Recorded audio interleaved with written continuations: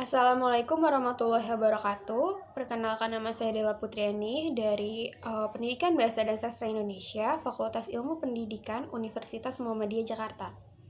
Kali ini saya akan memberikan sedikit cara atau tips mengenai pembelajaran sastra secara daring atau dalam bahasa Inggris disebut online.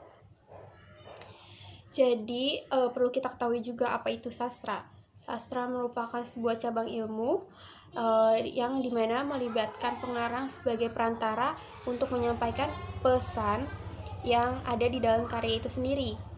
Karya sastra juga merupakan sebuah keistimewaan karena sastra adalah seni kreativitas seorang pengarang yang berusaha untuk menggambarkan keadaan tertentu di mana itu sebuah hasil dari rekaman nyata atau imajinasi pengarang.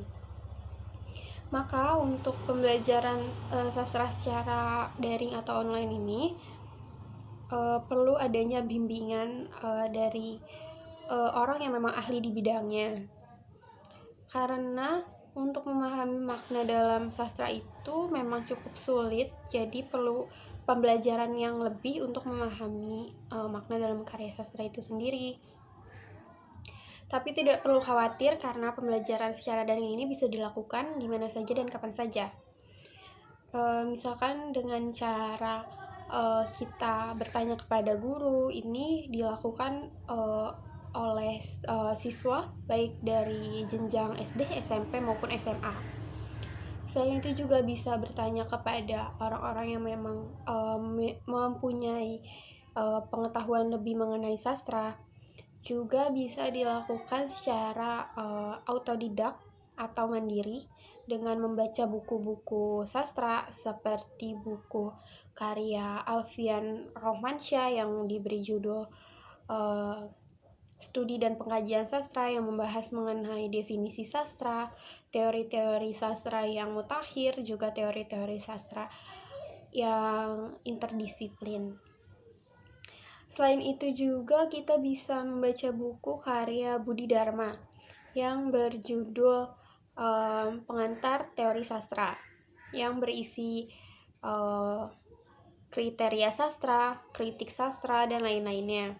Selain itu juga kita bisa membaca novel ataupun puisi yang memang sudah jelas kita ketahui bahwa di dalam novel dan puisi ini memiliki banyak makna-makna yang tersirat, yang mungkin orang awam juga tidak mengetahui arti dari makna kata tersebut.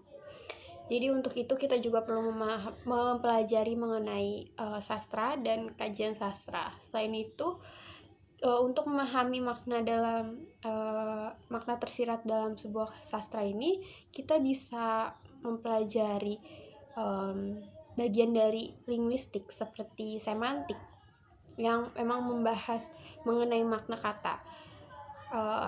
Selain itu juga pembelajaran sastra secara daring ini bisa dilakukan dengan mengikuti acara-acara seminar daring yang dilakukan oleh pihak-pihak tertentu juga yang memang membahas mengenai sastra ataupun kajian-kajian sastra yang ilmunya bisa kita ambil sebagai tambahan kita mempelajari sastra ini sendiri. Tadi ada 3 yang sudah dijelaskan mengenai pembelajaran sastra secara daring ini. Yang pertama ada pembelajaran dengan bertanya kepada orang-orang yang memang mempunyai pengetahuan di bidang sastra. Yang kedua ada kita membaca-baca buku mengenai kajian-kajian sastra ataupun baca buku sastra. Yang ketiga ada pembelajaran daring melalui acara seminar. Dari ketiga ini bisa kita lakukan baik di rumah ataupun di mana saja, karena memang kita ketahui bahwa saat ini kita diharuskan untuk kerja dari rumah, belajar dari rumah karena untuk memutus mata rantai virus COVID-19 atau Corona yang sedang mewabah di dunia ini. Jadi itu sedikit tips mengenai pembelajaran sastra secara daring ini. Semoga apa yang saya berikan bisa menjadikan ini bermanfaat dan juga menjadikan ini sebagai motivasi kita untuk belajar mengetahui sastra dan kajian-kajian sastra. Sekian, kurang lebihnya mohon maaf. Wassalamualaikum warahmatullahi wabarakatuh.